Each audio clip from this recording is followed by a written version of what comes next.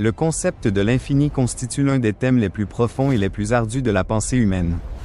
Il désigne ce qui est dépourvu de limites ou de fin, et s'est insinué dans presque tous les domaines de notre vie intellectuelle.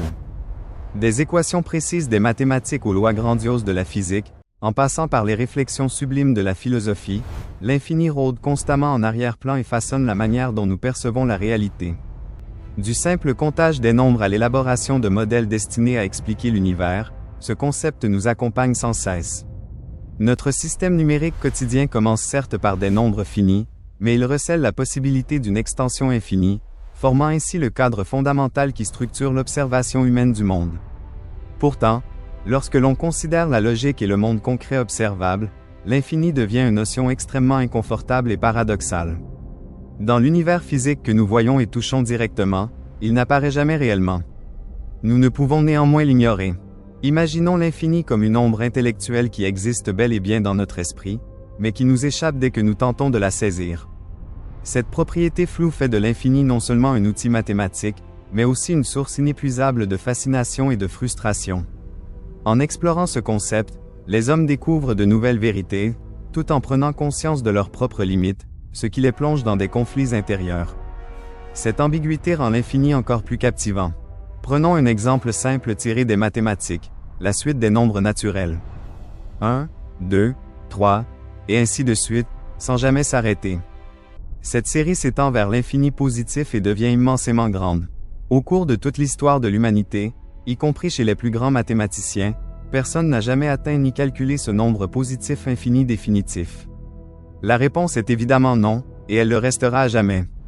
Peu importe jusqu'où nous comptons, peu importe la puissance des ordinateurs, nous ne pouvons traiter que des segments finis, même s'ils sont d'une ampleur inconcevable. Un superordinateur qui compterait sans interruption pendant des milliards d'années aboutirait toujours à un nombre fini, pas si éloigné du point de départ. Cela démontre que l'infini est un domaine réellement inaccessible. Dans l'informatique la plus récente, grâce au progrès des ordinateurs quantiques, nous réalisons des calculs gigantesques. Une énumération infinie reste toutefois principiellement impossible. Elle se limite à des étapes finies. Depuis 2025, les ordinateurs quantiques d'IBM ou de Google ont franchi des étapes spectaculaires, avec des nombres de qubits dépassant le millier et des algorithmes capables de simuler en quelques secondes des phénomènes qui exigeraient des décennies aux machines classiques. Ces avancées n'altèrent en rien le problème fondamental. Les processus infinis ne peuvent être pleinement exécutés. D'où une question centrale. Le concept d'infini est-il une entité objective qui existe indépendamment de notre pensée dans l'univers? Ou n'est-il qu'une définition abstraite, un outil cognitif inventé par le cerveau humain pour expliquer des phénomènes qui dépassent la compréhension et la mesurabilité ordinaire? En méditant sans cesse cette interrogation, nous commençons à douter de ce qu'est réellement l'infini. Ce doute, du monde antique à l'époque moderne, forme le cœur des débats philosophiques. L'infini n'est pas seulement un concept numérique, il est aussi une clé pour explorer l'être et l'essence de la connaissance. Le concept d'infini possède une existence extrêmement longue dans l'histoire humaine et plonge ses racines dans les civilisations antiques. Remontons au VIe siècle avant Jésus-Christ. Le philosophe grec présocratique Anaximandre désigna l'infini ou l'illimité par le terme apeiron et l'institua comme principe fondamental de l'univers. Il y vit l'origine de toute chose, d'où tout provient et vers quoi tout retourne, une source éternelle. Cette idée ne fut pas éphémère, elle posa les bases d'une vision illimitée du cosmos. Les conceptions d'Anaximandre influencèrent profondément les philosophes postérieurs et marquèrent le point de départ d'une exploration systématique du concept d'infini. Environ un siècle plus tard vécut Zénon d'Élée, de 495 à 430 avant Jésus-Christ environ, qui développa ses célèbres paradoxes, les paradoxes zénoniens. Parmi eux, le paradoxe d'Achille et de la tortue, où le coureur le plus rapide ne rattrape jamais le plus lent malgré son avance, et le paradoxe de la flèche, qui met en question la nature même du mouvement. Ces énigmes défient notre intuition de l'espace, du temps et du déplacement, et nous confrontent aux implications d'une division sans fin. Les paradoxes de Zénon ne sont pas de simples jeux logiques, ils sont des instruments puissants pour révéler les limites de la connaissance de la réalité. Par ces exemples, Zénon souligna la difficulté d'imaginer l'infini dans un monde fini. Dans d'autres cultures, les idées d'infini étaient, dans l'Antiquité, liées à la religion, au cosmos et aux forces divines. En Inde, elles remontent à environ 1500 avant Jésus-Christ, aux premières phases des textes védiques. Ses écrits décrivent des cycles de création et de destruction qui se prolongent éternellement, fusionnant intuition mathématique et croyances spirituelles. Les penseurs de l'époque védique exprimèrent, par des cycles cosmiques sans fin, l'illimité du temps et de l'espace, constituant une racine des concepts modernes d'infini. Ces arrière-plans culturels divers montrent que l'infini est un patrimoine intellectuel commun à l'humanité. Des recherches récentes sur l'histoire des mathématiques indiennes ont révélé qu'Aryabhata et Brahmagupta manipulaient des séries infinies, plusieurs siècles avant l'Europe. En 2024, des historiens des mathématiques de l'Université de Delhi ont analysé de nouveaux manuscrits démontrant que des savants indiens formulaient dès le 5e siècle des conditions de convergence pour les séries infinies, analogues à celles développées plus tard en Europe. Il n'existe bien entendu aucune preuve exacte du moment précis où le concept d'infini s'est ancré pour la première fois dans la conscience humaine. Les chronologies évoquées ne sont que la surface d'une histoire plus profonde de la connaissance. Par les traditions orales ou les intuitions silencieuses du vaste monde, elles se laissent remonter jusqu'au temps préhistorique. Dans les peintures rupestres ou les mythes antiques, on discerne des allusions à des phénomènes naturels infinis. Ce contexte historique suggère que l'infini n'est pas une pure invention, mais fait partie de l'instinct humain. La première représentation visuelle de l'infini fut systématisée par Zénon lui-même à travers des raisonnements mathématiques et philosophiques. Le cœur des paradoxes zénoniens réside dans l'idée de division continue. Considérons un segment allant du point A au point B. Si l'on divise toujours par 2 la portion restante, on n'atteint jamais réellement le point B, car la division se poursuit indéfiniment. Dans l'expérience quotidienne, cela semble absurde, nous nous déplaçons sans difficulté d'un lieu à un autre. En termes purement mathématiques, une logique rigoureuse crée pourtant une impasse. C'est précisément cette impasse que Zénon voulait mettre en lumière. Elle montre comment l'infini perturbe la vision du monde du sens commun. Par ces paradoxes, Zénon conclut que le mouvement est impossible et nous força à repenser la relation entre l'observateur et l'observé. Un autre exemple est le paradoxe de la flèche en vol. Zénon affirma qu'il n'existe pas de mouvement réel dans le monde. Tous les événements ne sont qu'une succession de photographies statiques. Considérons une flèche en plein vol. À un instant donné, dans cet instant figé, la flèche ne bouge pas. Si l'on capture des images avec une caméra ultra rapide, chaque cadre montre la flèche immobile à une position. Le mouvement n'est donc qu'une illusion produite par le raccordement d'innombrables images fixes. De ce point de vue, l'essence du mouvement est une composition d'une infinité d'instants figés et calmes. Les idées de Zénon ne remettent pas seulement en cause le mouvement, mais soulèvent des problèmes plus vastes sur la réalité elle-même. Le mouvement n'est-il qu'une illusion persistante dans notre perception? De telles questions sont encore débattues en physique moderne, notamment dans la théorie de la relativité ou la mécanique quantique. Le principe d'incertitude de Heisenberg, qui limite la mesure simultanée précise de la position et de l'impulsion, présente des similitudes avec les instants statiques de Zénon. Si, à l'époque de Zénon, la physique et les mathématiques s'étaient davantage développées, des concepts plus profonds sur le temps et le monde auraient peut-être émergé des siècles plus tôt et résolu prématurément ces énigmes. En réalité, les paradoxes de Zénon inspirèrent les savants ultérieurs et contribuèrent à la naissance du calcul infinitésimal. Les explications modernes ne vinrent que beaucoup plus tard, avec le calcul infinitésimal, qui résolut les paradoxes du mouvement de Zénon du point de vue des mathématiques modernes. Isaac Newton et Gottfried Wilhelm Leibniz expliquèrent le mouvement d'un objet par la vitesse instantanée. La vitesse est étroitement liée à l'espace et au temps et représente le mouvement comme un processus fluide et continu, non comme des parties discontinues. L'infini des paradoxes de Zénon est d'homme pte accent aigu par la notion de limite. Les processus infinis convergent vers un résultat fini. La somme d'une infinité de segments divisés par 2 correspond à la longueur totale parcourue, et Achille peut rattraper la tortue en un temps calculable. Le calcul infinitésimal tire des réponses finies d'un infinitésimal qui s'évanouit, avec des applications pratiques en ingénierie, en astronomie et dans de nombreux autres domaines. La loi de la gravitation de Newton ou le concept de différentiel de Leibniz en dépendent. Jusqu'en 2025, le calcul infinitésimal, fondement des algorithmes informatiques et de l'apprentissage automatique, a connu de nouvelles applications évolutives, notamment dans les réseaux de neurones qui utilisent des approximations infinies pour l'entraînement des intelligences artificielles. Environ un siècle après Zénon, le philosophe Aristote distingua 2 types d'infini, jetant les bases de débats durables: l'infini potentiel et l'infini actuel. L'infini potentiel désigne une limite que l'on peut approcher indéfiniment sans jamais l'atteindre. Il explique les processus sans fin, comme la suite des nombres naturels qui s'étend vers l'infini positif. Peu importe jusqu'où l'on compte, il n'y a pas de nombre final. Le simple acte de compter incarne l'infini potentiel. À chaque étape, il peut se prolonger indéfiniment. C'est l'infini centré sur le processus, semblable à un travail répétitif quotidien. Le comptage des étoiles ou le flux du temps sont des exemples typiques d'infini potentiel. L'infini actuel existe comme une entité mathématique pleinement formée d'un seul tenant, comprenant une infinité d'éléments. Par exemple, l'ensemble de tous les nombres naturels dès le départ. Il ne s'agit pas de les énumérer un par un, mais de les encapsuler tous, de 1 à l'infini, dans un seul ensemble qui existe simultanément. Concrètement, quand on parle de l'ensemble des nombres naturels, on ne vise pas un comptage individuel, mais la définition de l'ensemble de tous les nombres commençant à 1 et allant à l'infini. Dans cet ensemble, le tout existe immédiatement. C'est l'infini statique et achevé, cœur de la théorie moderne des ensembles. Au XIXe siècle, le mathématicien Georg Cantor redéfinit rigoureusement la théorie des ensembles et démontra l'existence de l'infini actuel en mathématiques. Il montra que l'infini dénombrable des nombres naturels possède une taille différente de l'infini non dénombrable des nombres réels, révolutionnant ainsi notre conception. Son argument diagonal révéla des hiérarchies d'ensembles infinis et exerça une influence considérable sur la philosophie des mathématiques. Initialement critiqué, son travail est aujourd'hui un standard.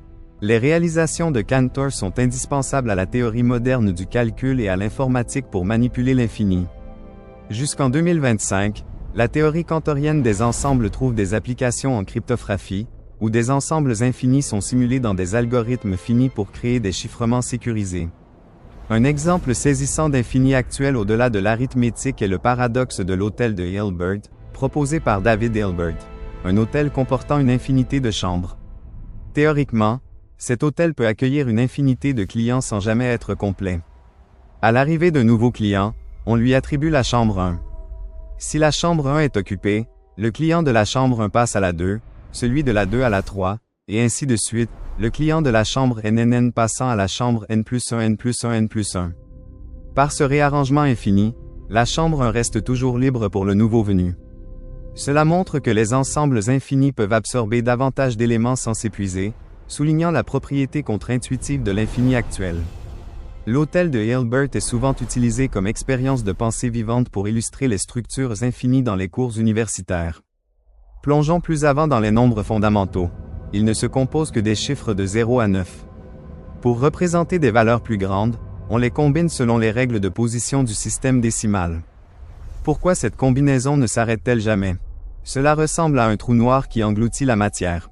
Quelle que soit la quantité d'étoiles qu'on y projette, il n'est jamais rempli. Théoriquement, un trou noir pourrait, dans des conditions idéales, absorber une masse infinie. De telles affirmations dépassent toutefois la vérification et le calcul humain et demeurent dans le domaine de la spéculation. Au-delà de l'horizon des événements d'un trou noir, l'information disparaît et forme une singularité analogue à l'infini.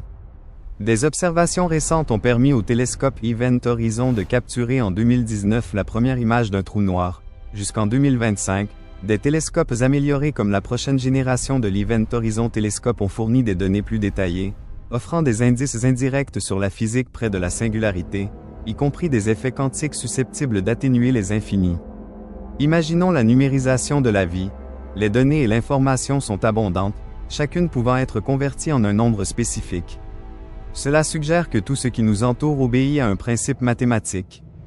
Un principe final régit tout. Cette vision se relie à la théorie des idées de Platon, qui voit les mathématiques comme l'essence de la réalité. L'infini pourrait-il être la loi cosmique fondamentale proposée par Anaximandre? Si oui, où commence l'infini? Cette question est liée à l'origine de l'univers et mène à la théorie du Big Bang. Le rôle du zéro. Les nombres ont besoin d'un point de départ pour avoir un sens. Toutes les valeurs requièrent une référence, et c'est le zéro. Même l'univers commence avec le Big Bang, et chaque être humain a un jour sans hier, le jour de sa naissance. Qu'est-ce que le zéro? Est-ce une valeur? Parfois oui, parfois non. Le zéro est unique et porte un poids mathématique et philosophique. Sans zéro, les autres nombres perdent leur contexte. La valeur des nombres naît souvent par comparaison avec le zéro et symbolise le vide, l'épuisement, l'infime, l'insignifiance. Le zéro est le symbole de l'absence, mais aussi le fondement de tous les nombres. Ainsi, l'infini, en tant qu'origine, a besoin du zéro. L'infini lui-même suit des règles. Les séries infinies convergent sous certaines conditions. Le point de départ et les règles ramènent souvent aux mathématiques. Les mathématiques sont le fondement de toutes les sciences, un langage précis mais abstrait. Elles sont un outil de calcul concret et manipulent des concepts abstraits comme l'infini. Elles révèlent les contradictions, les oppositions ou les symétries de la nature. Les accepter signifie reconnaître des mystères au-delà des connaissances humaines actuelles. Cette symétrie pourrait être un principe fondamental de la structure de l'univers.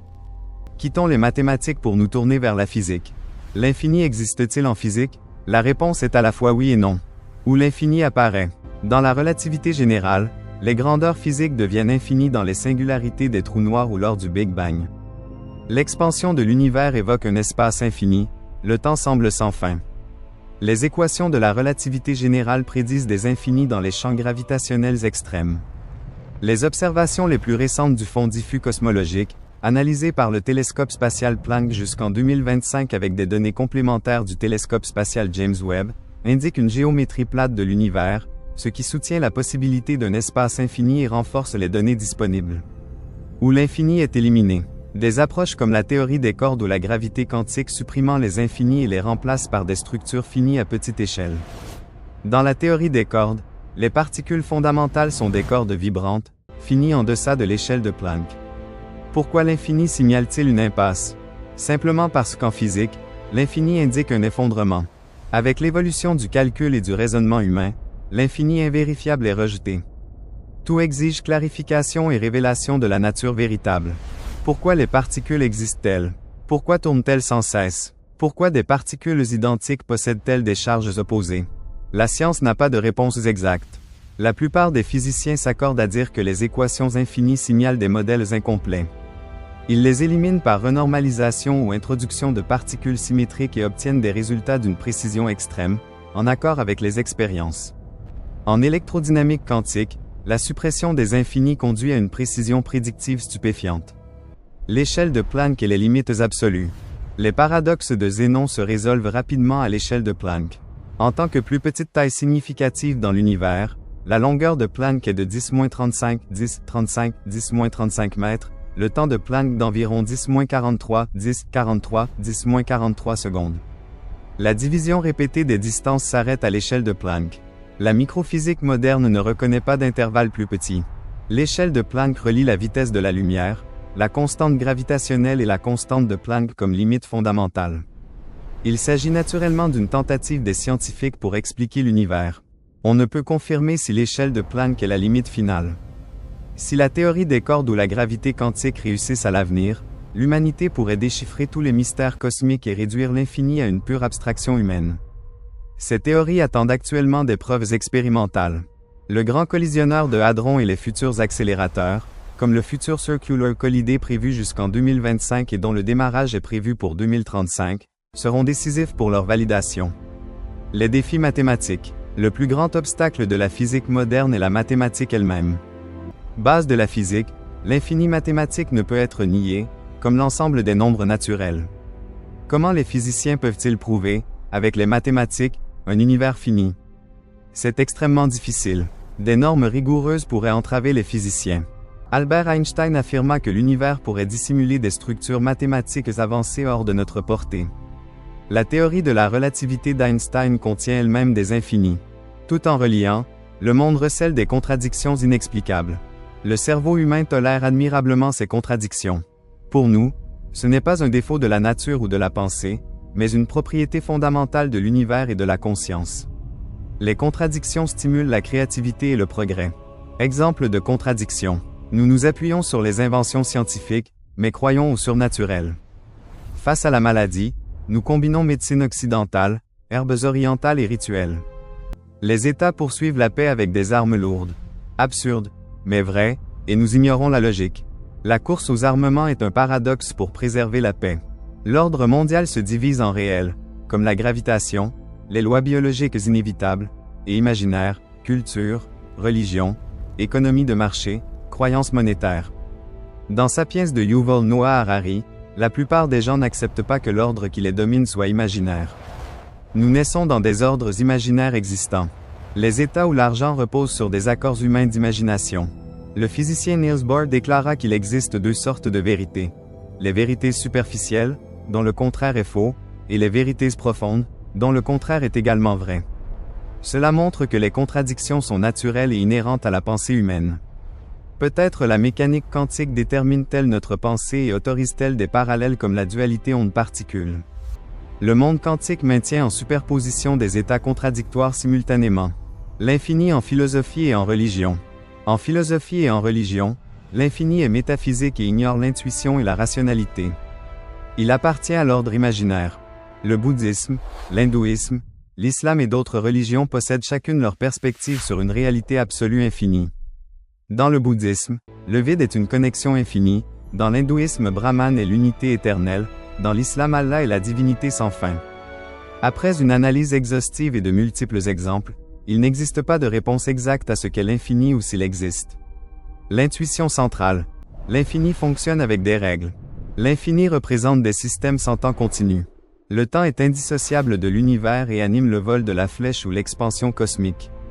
Les lois mathématiques existent toutefois sans temps. L'univers a besoin de temps, les mathématiques non.